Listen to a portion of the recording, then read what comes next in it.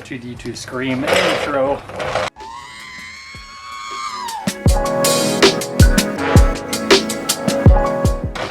Hey yo, guess what? It's been a long day at work, and you know what my favorite thing in the world is to do when it's been a long day at work? It's to get under this rusty shit box, stress myself out, and try to replace maintenance parts on a 20-year-old car. So that is exactly how I'll be spending my lovely afternoon. 2003 Mazda Protege 5 manual.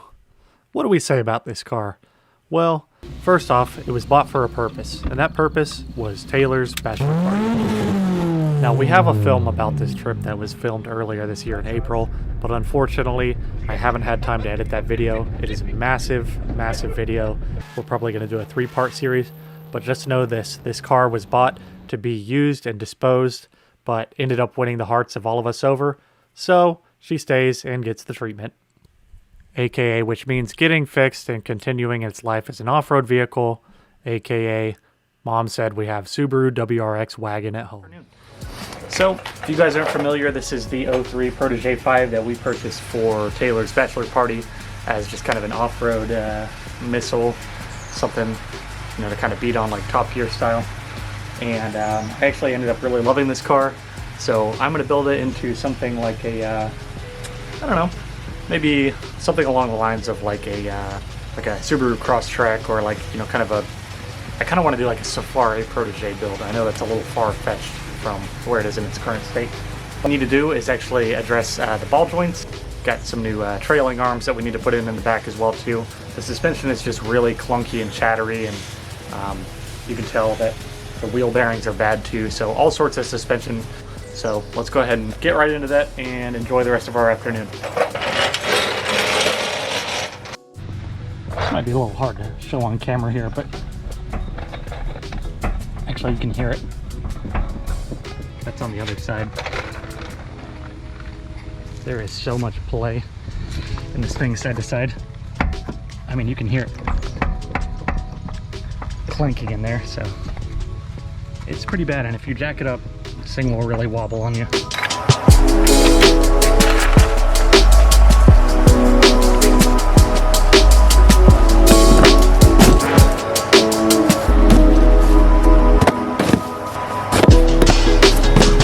got our work cut out for us, just like the UPS guy did.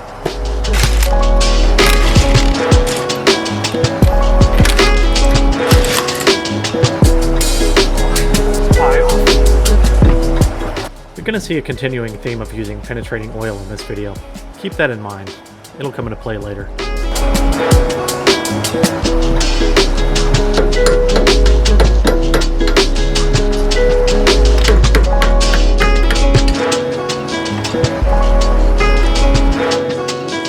Huge axle. This thing must be like 34, 35 mil.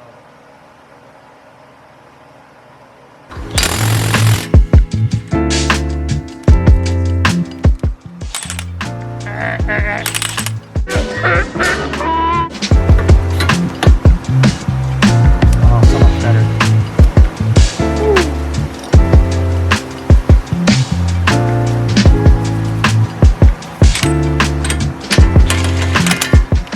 Alright, so this thing is supposedly going to take 177 pounds.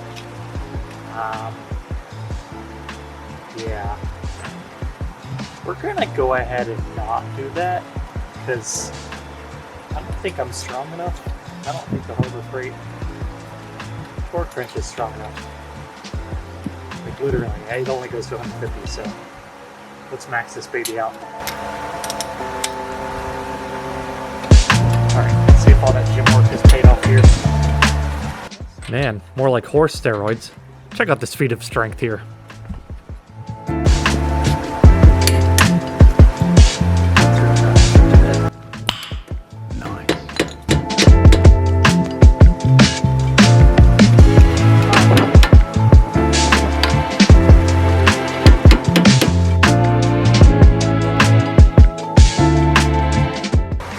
So I've got new trailing arms here, and these are the guys that run from the rear passenger door back to the bottom of the upright here, whatever we call this spindle assembly. So one for each side. Go ahead and replace these.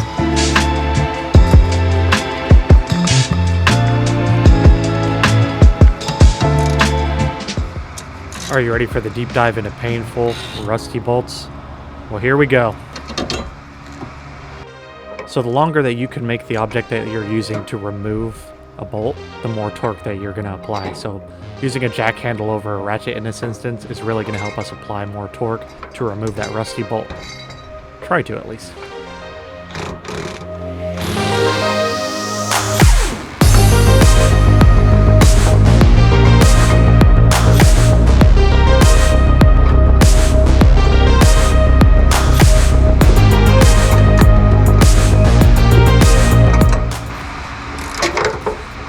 Oh my god. I don't know how the Speed Academy guys do it. This is nowhere near as bad. Whew. Actually not horrendous, just really stuck in there. Should be a lot easier because we can impact it. Oh my god. Look at that. Those actually weren't as horrible as I was thinking they were. I mean, they're pretty cracked looking, but they are intact here. Still don't really understand what this plastic is for. Maybe it's anti-skid. I don't know. Anyways. But what I can say is I made a mistake by not ordering these, I think they're the lateral arms. And they look pretty crispy.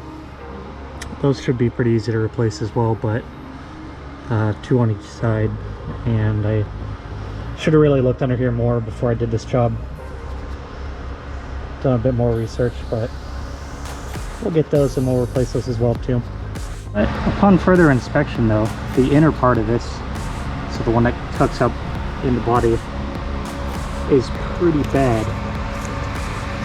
So while that rear nose section wasn't actually horrendous, that front part was pretty bad, and this is getting old. So I mean, these things, I think they were like, literally one of them was like 10 and the other was like 20. All right, everyone, it is about a week later here with the Protege. I have received some more parts. Actually, I have those lateral links that I was talking about. So there's 2 for each side, and those ones are a little bit of a pain to replace. Actually, we're gonna have to get in there and drop the rear subframe a couple inches so we can replace it. There's about 6 bolts in total, I believe, holding that in, so it shouldn't be too bad actually.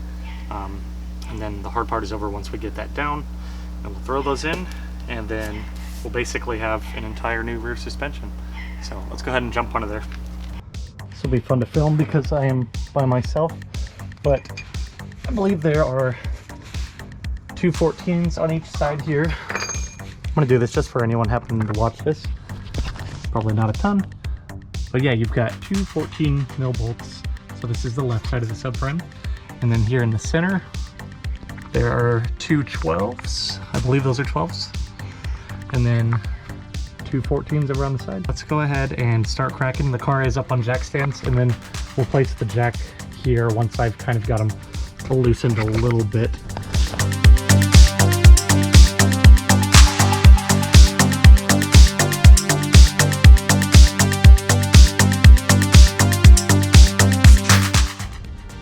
Well guys, I'm at a bit of an impasse here right now. Those super long, like 240 mil bolts, it's way longer than this, are not budging at all. Not with, WD-40 and then sledging it and even impacting on one side while sledgehammering it. Just not budging, so I'm just gonna let it soak overnight, hope it loosens up a little bit, and then come back when we've got some more light. So much for easy to work on, right? Already being tired with the rust, I decided it was probably best to just burn the car down in an active arson.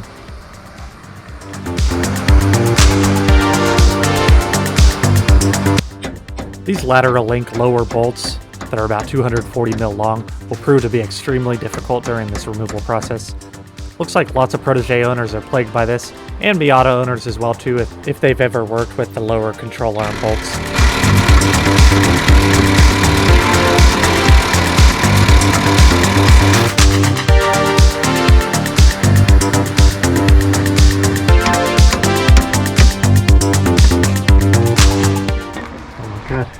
finally moving. Oh, Jesus Christ. It's Jason Bourne. Oh my God. It's probably the most difficult bolt I've ever had to deal with. You can see it's moving, it's just... it wasn't really. It was actually just moving with the shock. Which reminds me of my favorite collab, Grinder featuring Cutoff Wheel.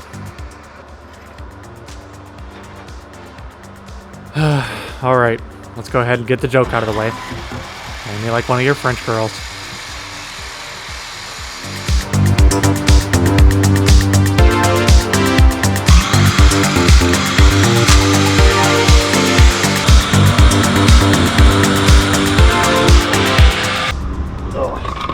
Had to switch to a 5-inch disc here, which is scary because it's huge, so your hand is pretty close.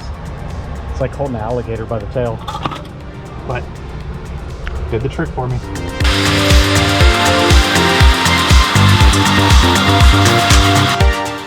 They're definitely not sponsored by them, so I have no shame in saying this is what I picture using a Manscaped product is like.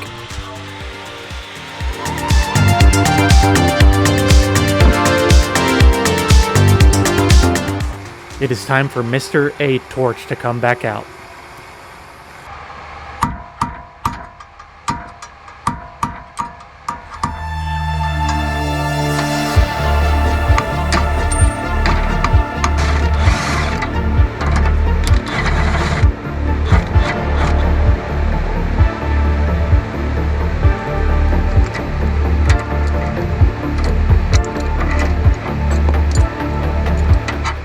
If you've never noticed in my videos, my dog James always likes to hang out in the driveway, being a loyal companion while I work on projects. Pretty sure he's watching me eat pizza here though.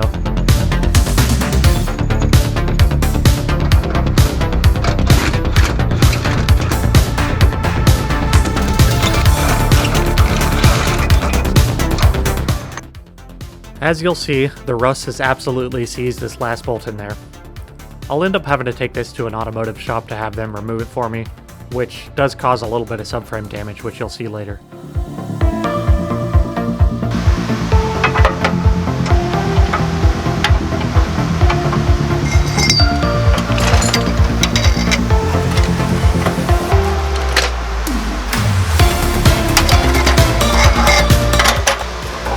Should have seen that coming.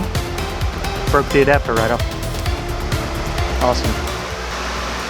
Can I tap out yet? This is how many boxes we have left, and I've already gone through several, and it's pretty much all the suspension stuff. So, and a couple things are not even here yet, so we've got a lot to go through. I'm gonna open this up and just make sure that some of these are the right parts that I need. We're still gonna focus on finishing the rear suspension first. That's got to be done before we go move on to the other stuff. So I'm going to open this up and make sure I got the right rear suspension items, and then we'll kind of go from there.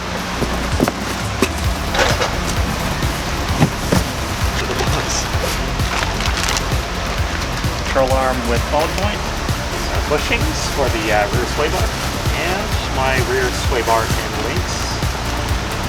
Actually, these are the rear sway bar bushings, and those are the ones for the front. These are tie rods. Okay. Front sway bar and links, and sway bar bushings as well. Well, hello, boys. I made you a nice lasagna. Lasagna soup.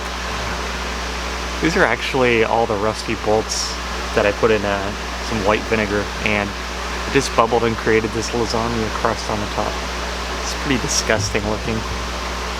So I'm gonna dump this out and start this again, but that's what's going on here. And some lasagna soup.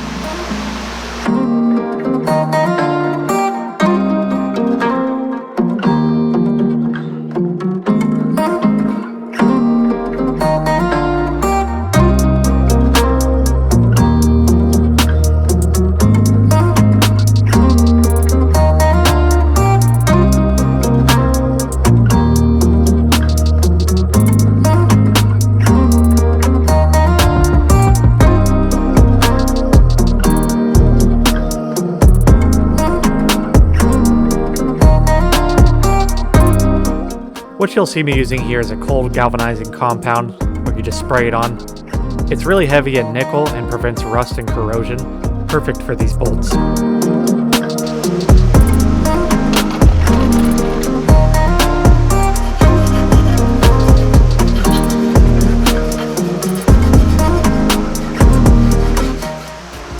Now it's time to clean up that subframe and get rid of that rust as well too. Might as well clean it if we're in here.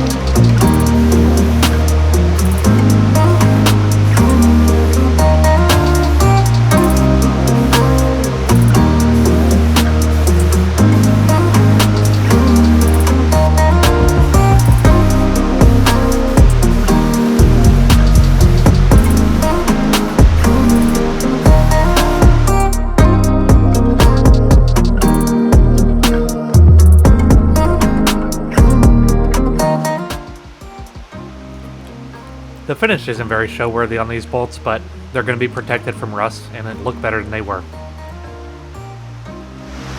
Okay, now that we have our freshly restored subframe and sway bar, we're going to go ahead and reinstall all the new pieces. We're going to go ahead and install all the new pieces. Hello, James. And get this thing back into the car. I finally got all the pieces that I need. Took a little while to come through the mail for some of these bolts, but I have it all now and the hardware is refreshed, so let's go ahead and get it in the car.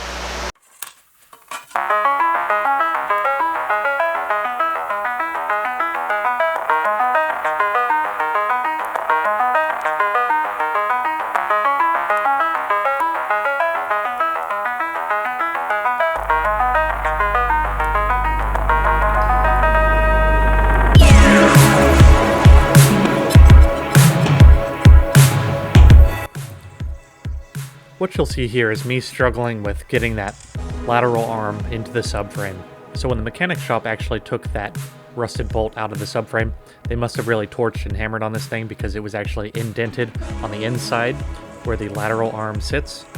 So what I ended up doing, I ended up getting a large washer that covered a big amount of surface area and putting it in there to space that out and cover up that indentation so that the arm sits flat inside that area.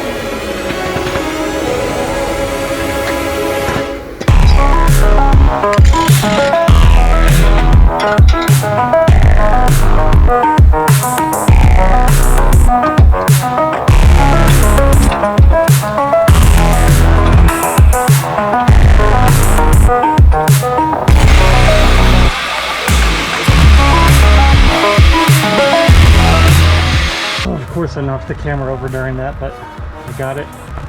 That bolt was just absolutely seized in that bushing. That's what was holding all that up. Now it's off to the hardware store to see if we can find another one of these. I'm not sure we'll be able to, but we'll see. I'll look at my stash first as well too. Alright, managed to find a replacement. It's 5 mil longer, but that shouldn't matter. It'll do the job. And this is a grade 8.8 bolt.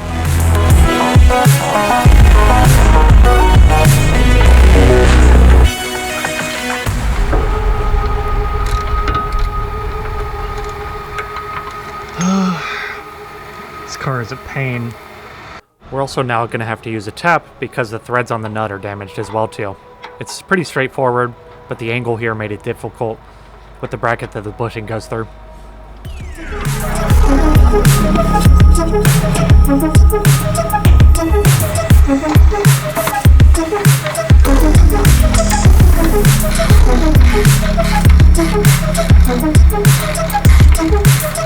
It's your boy, Roller Bob here. About to go into the car and show you guys the rust. I know I've talked about it before, but I've never shown it. Part of the reason I'm building the car kind of safari-ish as I am, and you know, going to be used for rallycross and off-roading, is because the rust is so bad. And this is not a pristine example of this car. This is a really bad angle, but it's kind of funny. It's tripping me out. So let's show you the rust. Let's roll under here. So starting with the rear crash bar here, you can see some rust up here, and then the worst part of it, actually it kind of extends onto the frame rails here, which are pretty bad. They're still very structural. I mean, this is kind of the top layer of it, but you can see it's enough that it's able to be pulled off in chunks. Now the worst part is right here in this pinch weld. I mean, I could pull this off right now. It feels like paper. And if you look from the little spare, or to the jack area actually, I think where the jack goes, you look down here, you can actually see through to the ground, so that's cool and fun and safe. Now surprisingly, the tank and everything really aren't so bad. Some of the hardware has seen better days, but it's actually not horrendous. Tow hook area, pretty rusty. And then moving forward, you can kind of see where the subframe lives. It's a bit rusty under here. It's really not too bad in these areas where there's other items, but this right side frame rail is definitely the worst of it. And of course, I think I've showed the exterior of the car where the body is. And then some up there, kind of up where moisture gets trapped above the tank and stuff. It's really not horrendous. The bad part is when you come over here to more of the pinch weld and the chassis, you can see how bad some of these areas are, like right here. The moisture just condenses there and collects there. And then arches, you can see it, the skin of the fenders is pretty bad actually, but yeah. And then here's that same spot again that we were looking at earlier. It's very crispy. So what we're going to do to combat this is we're going to use fluid film, and this is not going to fix anything, and there's really no fixing this unless you cut it all out and or converted it, but that's a lot. So we're going to use this just to prevent further rust. Honestly, the smart thing to do would be to just find a better chassis, but then you start caring about it more, and then you don't want to do a build like this, and it's just expensive and it gets into a lot, and I don't feel like that. So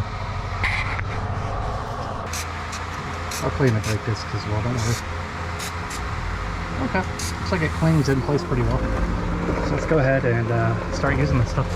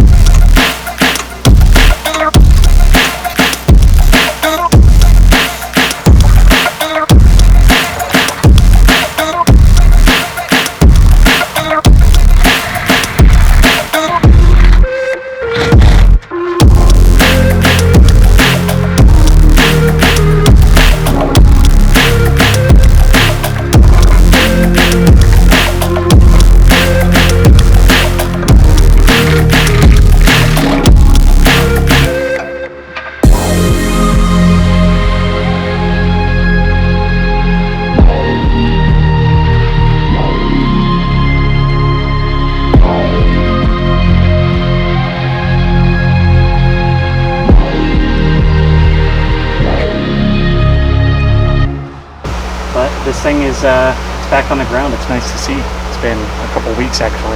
Can't believe that. So yeah, I don't know what's going on with this rear wheel here, but it looks awfully close to the bumper and the fender, and inside it's immediately touching. Looks like it has quite a bit of toe out, so it's obviously going to need an alignment. But let's take it around and just see, make sure there's no clumps or anything that's loose. So let's go ahead and hop in there. Okay, letting us head out. I apologize, I've got the AC on full blast because it's above 100 today in Texas, and I've been working outside all day. I'm really tired. Now there's a fat exhaust leak on this thing so far.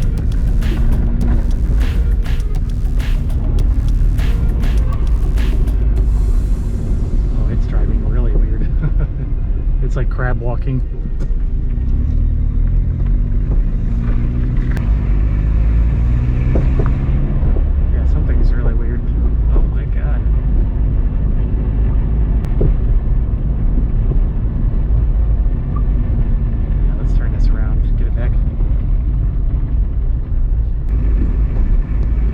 Just feel the back end like kind of walking around. It feels like a shopping cart, like that has all 4 caster wheels. Oh, it's so bizarre. Feels like I'm on ice. So take 2, we're driving again, and yeah, it's pretty much just as weird, but nothing is loose back there. You can hear the tires actually chirping because it's walking around. It's got so much toe out. Probably weird camber right now. But I've still got to do the front suspension and do a few other things. So I've never done an alignment myself. I'm sure I could probably look at doing a string alignment. This is so weird though. I mean, it's like squeaking the tires because it's so bad. I can't believe I put this much effort into this thing. I don't think I ever was planning to take it this far. I just kind of got carried away. Once I did some of the rear suspension, I decided to do all of it, and then paint the subframe and get rid of the rust and everything. It was more work than my first marriage. Sorry, Barb. I should have put in more effort. I couldn't find out what was going wrong exactly, so for now let's just go to the front suspension. Learning my lesson from last time, I'm just going to go ahead and start with the lubricant, as you should, to try and loosen everything up.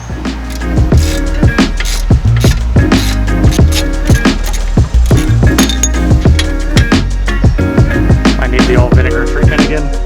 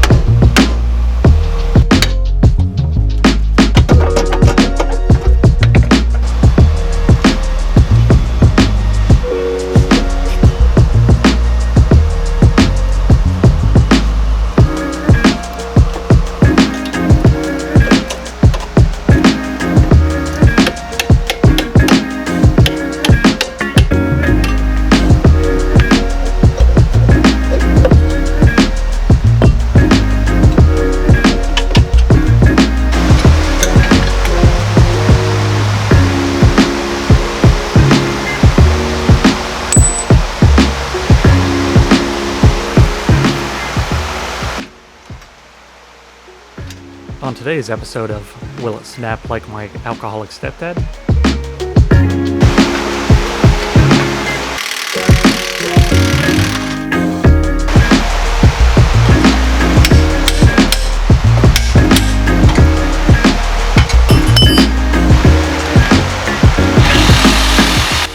This time it's the sway bar end links not coming off. Are you even surprised anymore?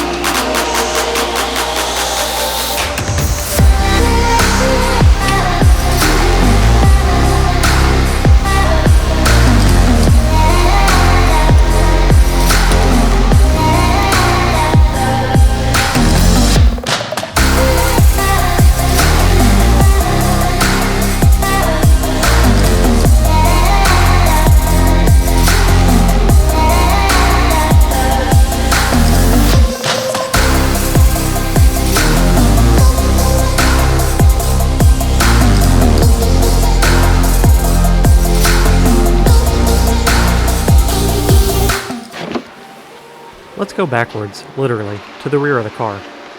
I was trying to save money on this build since the car was, you know, well, kind of what it is, a shitbox. And I didn't think the rear struts needed replacing. But in that test drive, I could hear them rattling around. So let's go back there and put in some new shocks. It's a pretty involved job considering you have to take the whole rear interior out, but it's going to be worth it. Ooh. Oh my god.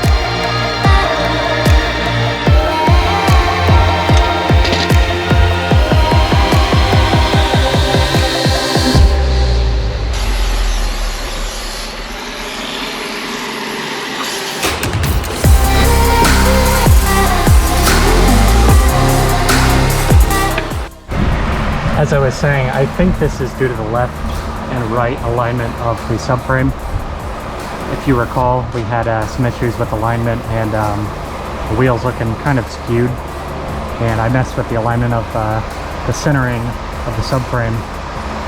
It can't really move, like, it can't pitch. I can't think of the word, but it can't tilt forward and backwards. It can only slide left and right. And I think I kind of threw that off, so I think it needs to come to the right more, so this wheel can come out. So we're gonna mess with that. So actually, that is a two-pronged problem. Number one, the spring perch is sitting far too low and making contact with the tire, guessing due to a manufacturer defect.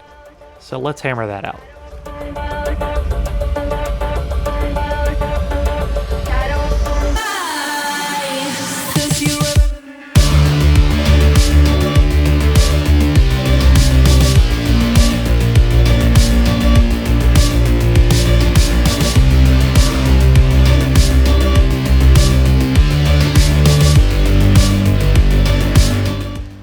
I needed to add some sound deadening, you know, to cancel out the voices in my head. Doctor said that's good for me.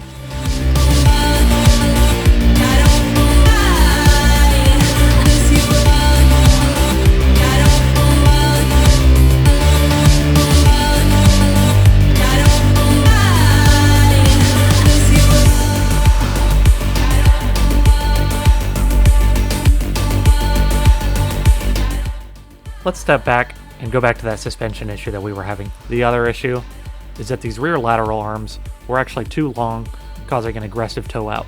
I took the car in for an alignment to see what was wrong, since I figured there was something with the scrubbing being so bad and the toe out angle being so extreme, and they noted that it was actually at a -2 degrees of toe out. So in talking with the really helpful Protege5 online community, it turns out that I wasn't the only one with this issue. Rock Auto, as well as numerous other places, have the wrong part number listed, selling arms that are actually for a sedan. To remedy this, I had to trace down the correct part number, thanks to that same member's guidance. Eventually, I was able to order the correct products, but I had to order them from 2 different places as they were hard to find, and the shipping did take quite a while. Now we just need one more arm to come, and it's coming from Canada, so fingers crossed that it gets here soon, but just gotta stand by and see how long that takes. Turns out the answer is quite a while. It got stuck at customs, and I finally made it.